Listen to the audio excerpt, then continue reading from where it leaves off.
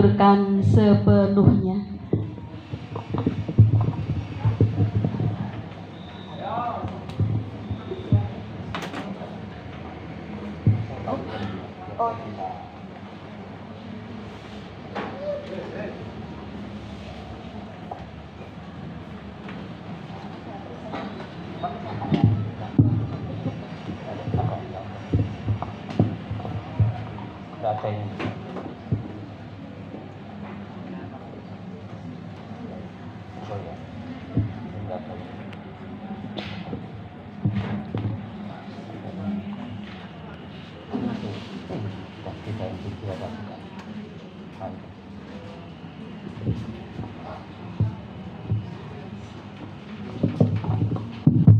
Assalamualaikum warahmatullahi wabarakatuh.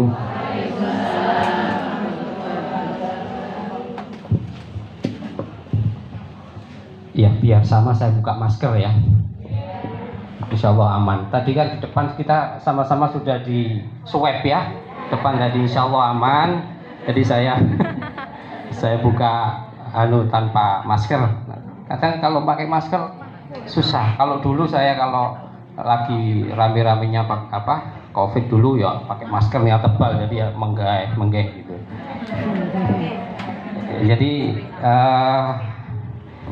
nanti kita coba untuk sama-sama belajar ya tentang masalah tubuh kembang. Bismillah, alhamdulillah, Allahumma sholli ala sayyidina Muhammad wa ala ali sayyidina Muhammad. Yang saya hormati Kepala Depak Kabupaten Jombang, tadi sudah keluar ya, Pak Dr. Taufikur Rahman, bagian PESMA ya, pendidikan madrasah, sama ini IGRA. Kebetulan saya kalau ini IGRA kenalnya sama Bumut, dan teman-teman semuanya yang ada di sini, guru-guru RA, nanti kita sama-sama workshop, ini temanya kan workshop. Saya terus terang sangat senang hari ini bisa ketemu jenengan semuanya. Karena apa? Karena dokter anak terutama kita yang di Ikatan Dokter Anak Indonesia itu punya kepentingan yang sangat besar terhadap tumbuh kembang anak. 1 juta ya sake ya, ndah neo 100 miliar ya opo ngitungnya ya, bisa loh pakai mikroskop elektron itu dihitung, bisa kelihatan gitu ya. Kita coba ambil satu saja selnya, 1 dari 100 miliar ini loh, yang namanya neuron kita. Neuron kita itu gampangannya seperti ini ya. 1 neuron itu terdiri dari kepala ya, kepala ini dendrit kalau istilah medisnya. Kemudian kabelnya ya, kabel itu biasanya kan ada ininya ya, ada di dalamnya tembaga kan di dalam ya. Terus ada pembungkusnya, pembungkusnya itu disebut myelin. Kalau kabelnya itu disebut aksonnya. Sementara ini serabut kabelnya. Ya, kita membayangkannya seperti itu, sehingga kadang ada orang, oh wong iki anjene konslet. Ya ono bener lho.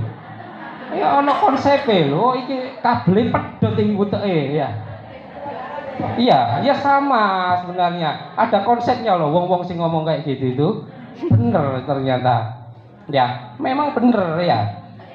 Jadi 1 neuron ini nanti ya kan, gitu ya. Kembali lagi ke sini. Ini jadi 1 neuron ini saling ini berhubungan, terikat satu sama lain. Itu namanya sinaps. Hubungan 1 neuron, sel 1 dengan sel yang lain itu saling pegangan. Serabut 1 dengan serabut yang lain berpegangan. Nah, ini bentuk seperti ini. Jadi kalau dia dilihat di mikroskop elektron, dia bentuk kayak gini serabut-serabutnya. Ya. Ini usia 1 bulan, usia 2 bulan, 9 bulan, 2 tahun sampai dewasa tambah penuh. Membentuklah otak gitu ya. Itu sebenarnya intinya di sini loh kita ya. Inti dari tumbuh kembang kita, anak-anak kita itu di sini. Kalau kita bisa memahami ini kita bisa untuk mengimplementasikan. Nah, ini kualitas otak kita itu ini loh. Ditentukan oleh itu tadi, kepalanya, yang neuron tadi ya, kepalanya, kemudian kabelnya sama serabut-serabutnya. Ini nanti yang membentuk fungsi fungsional, sirkuit fungsional, sehingga anak bisa bicara, sehingga anak bisa menulis dengan baik, sehingga anak bisa berkomunikasi dengan baik, bisa bersosialisasi. Ini dari ini ya, sehingga apa yang terjadi? Ini kita lihat ya. Ini serabut yang sebelah kiri ini adalah otak yang cukup nutrisi, cukup kasih sayang, dan cukup stimulasi. Lihat ya, semakin banyak serabut-serabut otaknya. Sementara ini yang tanpa nutrisi, tanpa kasih sayang, tanpa stimulasi, jarang. Jadi anak-anak kita tuh pengennya seperti ini loh. Tujuan kita butuh ya ruwetnya, tapi ruwet ini pinter ya, bagus. Jadi dia kecerdasan yang multi talenta ini seperti ini. Dia harus banyak stimulasi, gitu ya. Ini sudah dibuktikan loh ya. Ya. Ada yang, ini ruwetnya kok gini loh, gara-gara ya. Karena kurang stimulasi sejak dini, kurang kasih sayang itu terkait dengan pola asuh. Dan yang paling penting kalau jenengan sebagai guru RA ini stimulasi. Jadi itu tujuan utamanya seperti itu. Stimulus ya. Kalau kita ngomong stimulus itu rasanya enak gitu ya. Apa stimulus apa gitu. Jadi seperti yang saya utarakan tadi, otak kita itu sekitar 100 miliar ya. Fungsinya apa sih neuron? Ini loh. Nutrisi ini untuk membentuk kabelnya tadi, myelin sama aksonnya tadi, sehingga semakin bagus nutrisinya anak kita semakin cerdas. Begitu juga ini serabut-serabutnya tadi harus distimulasi supaya membentuk itu tadi. Stimulasi apa? Membentuk serabut-serabut, sinap-sinap itu ya, hubungan itu tadi ya. Hubungan saling bergandengan itu tadi di otaknya itu butuh yang dinamakan stimulasi. Stimulasi ini kalau pada pendidikan RA ini namanya pendidikan usia dini. Tujuan gimana?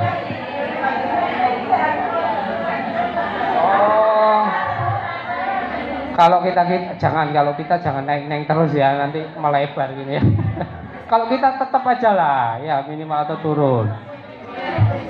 Ya, kita kalau anak-anak kita harusnya terus naik ya beratnya ya. Tadi berat badan, sekarang kita masuk ke tinggi badan ya. Kalau tinggi badan ya, kalau usia 2 tahun itu biasanya dia diukur sambil tidur ya. Kalau dia usianya 2 tahun ke atas, dia harus pakai timbangan pakai pengukur tinggi badan berdiri ya. Itu ya. Biasanya ini loh, kalau di tiap sekolah kan ada ini ya, krotois ya. Ini kita ukur tiap 6 bulan kalau bisa ya. Kita pakai apa sih deteksinya? Ini ya, cara ngukurnya gini, saya ajari ya. Dia harus nempel ke tembok ya.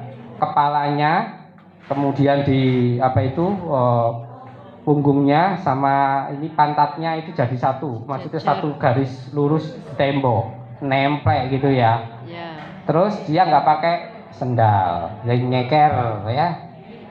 Terus dia baru diukur ya, pandangan lurus ke atas diukur biar akurat. Sekali lagi memakai buku KIA ya, ada buku KIA ini ya. Ini ada yang bawa. Oh, ini yang lama ini. Sekarang ada yang baru, sudah nggak ada ini ya. Yang lama sudah ada grafik ini ya, kurva panjang badan menurut usia. Ini panjangnya yang atas, yang horizontalnya yang usia. Contohnya itu sampai 6 tahun ada, 5 tahun ada, 6 tahun sampai ada. Ada ya, di buku KIA ada. Ada usia 0 sampai 2, ada 2 sampai 5 dan seterusnya. Ada di situ lengkap semua ya. Contohnya ya, ini sebagai contoh. Anak usia 9 bulan ya. 9 bulan ini perempuan ya. Ini 9 bulan di sini, panjangnya 65. Kita plot di -2. Yang saya ingatkan lagi -2 ini ya. Kalau dia kurang dari -2 apa namanya? Tadi kan guru apa? Stunting. Jenengan sudah tahu ya sekarang. Stunting itu adalah kalau ada anak kita ukur berat tinggi badannya, kita plot di KIA, buku KIA itu yang 2020, ternyata dia di bawah garis yang -2 ini, itu namanya stunting. Anaknya pendek. Artinya apa? Anak pendek yang sekarang misalnya dia benar-benar stunting, itu nanti pasti anaknya kecerdasannya pasti akan tidak sama dengan anak-anak yang nggak stunting. Itu pasti, penelitiannya sangat kuat. Pasti kecerdasannya nggak bagus, gampangannya gitu. Mulane kita itu kalau bisa mendeteksi sejak dini, anak ini loh stunting, langsung diintervensi, dia nanti otaknya akan kembali lagi. Gitu ya. Ada yang stunting? Nggak ada. Ya, nanti ini ada buku catat. Ini indikator aja yang pakai grafik tadi. Saya kira nanti di buku KIA ada catatannya ya. Kalau dia di bawah ini apa, di bawah -2 stunting, di bawah -2 berat badannya gizi kurang. Misalnya obesitas, dia di atas 3 itu obesitas, itu ada. Itu tadi pertumbuhan, panjang badan sama berat badan. Nanti yang kita ukur itu ya kalau bisa ya.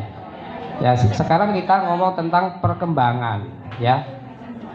Kalau tadi bertambahnya massa, misalnya berat badan, tinggi badan. Kalau perkembangan itu fungsinya ya. Jadi fungsi dari tubuh itu dikelompokkan biasanya ada yang motorik halus, motorik kasar, kemampuan bicara, dan sosialisasi mandiri. Ini perkembangan. Perkembangan itu ada 4 aspek ya. Motorik kasar, motorik halus, ada kemampuan bicara dan bahasa, sosialisasi dan kemandirian. Bukan perubahan. Jadi maksudnya perkembangan itu selalu bersamaan dengan pertumbuhan. Artinya apa? Kalau anak misalnya gizi kurang, pasti perkembangannya juga akan kurang. Kalau anaknya gizinya baik, perkembangannya juga akan baik. Maksudnya seperti itu ya. Kemudian ada perkembangan awal menentukan perkembangan selanjutnya. Ini yang seringkali orang tua komplain ke kita. Jadi maksudnya seperti ini. Anak itu tidak akan bisa berdiri, nggak akan bisa jalan sebelum dia bisa duduk. Itu maksudnya. Nggak mungkin anak itu nggak bisa duduk tiba-tiba bisa jalan. Itu nggak ada ceritanya seperti itu. Jadi pasti dia tengkurap dulu, habis itu duduk, habis duduk dia berdiri, habis itu jalan. Kalau merangkak enggak. Kadang merangkak itu gini, anak nggak harus merangkak dulu, ya. Kadang nggak harus ngesot dulu, tapi kadang yang penting itu dulu. Dia duduk harus bisa, berdiri harus bisa. Merangkak atau ngesot itu pilihan ini, terserah anak kadang suka iya atau enggak, itu opsional gitu ya, tidak harus.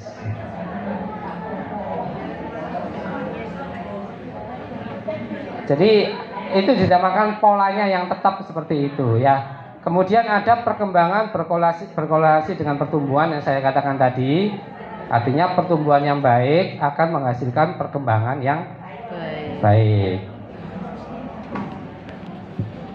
Dengan apa kita menggunakan? Lagi-lagi dengan buku KIA. Ada di situ ya. Misalnya ya, anak usia 3 sampai 4 tahun ya. anaknya itu penggunaan media pada keluarga, pilihlah media-media yang memang dia bisa menumbuhkan kreativitas anak, misalnya seperti itu.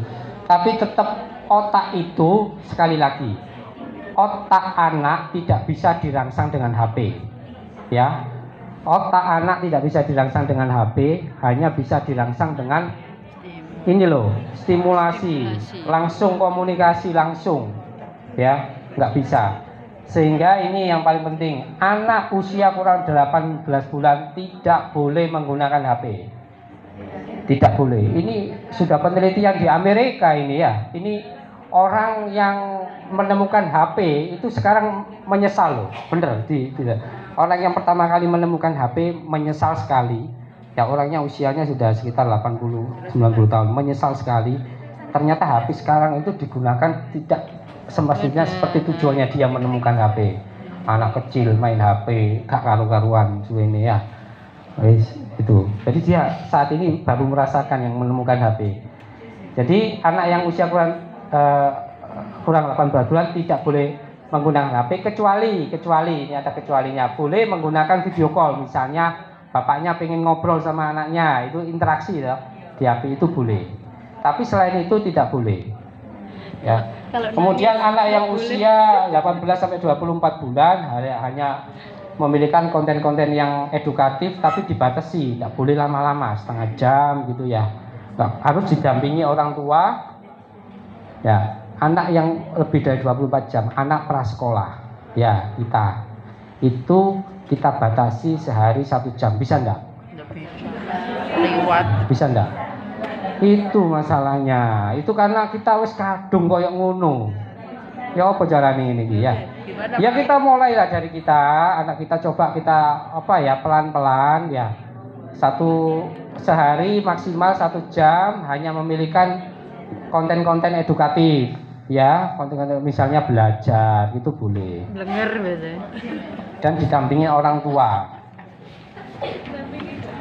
Ini yang menjadi masalah ya. Biasanya anak-anak kita itu supaya nggak nangis dicekeli HP wong tuae. Supaya anaknya arep mangan dicekeli HP. Ya itu yang menjadi masalah, sehingga anak itu tumbuh kembangnya nggak bisa optimal. Ini era digitalisasi ya, tapi tidak harus anak-anak kita yang terutama prasekolah harus semua dijejali dengan HP. Batasi, sekali lagi batasi. Pilihlah konten-konten yang edukatif, itu yang harus kita sampaikan ke orang tua ya. Jangan menggunakan HP saat anak di kamar tidur, ini nggak boleh. Nggak boleh. Padahal anak itu bisa main HP itu di kamar tidur wis berjam-jam. Ya, ini coba ini yang kita praktekkan, karena nanti apa yang terjadi sekarang itu nanti efeknya loh, nanti tahun 2040 nanti.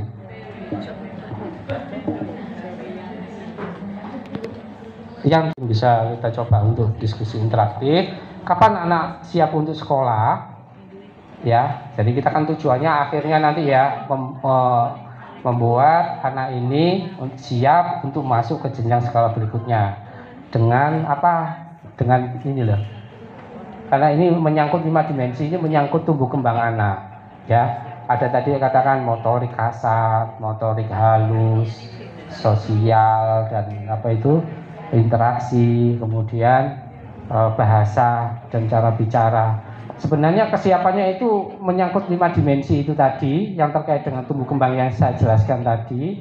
Tapi secara umum anak-anak itu siap untuk masuk sekolah ini berdasarkan survei yang sangat banyak ya, ratusan ribu penelitian pada orang untuk dilakukan percobaan. Ternyata kesiapan ini sehat secara fisik, maksudnya motoriknya bagus, kemampuan sosial emosional, mampu mengkomunikasikan keinginan dan kebutuhan secara lisan. Anak itu bisa ngomong, saya sudah bisa mau pipis, ya saya mau BAB dan bisa BAB sendiri. Itu maksudnya seperti itu. Berarti anak ini sudah siap untuk masuk sekolah.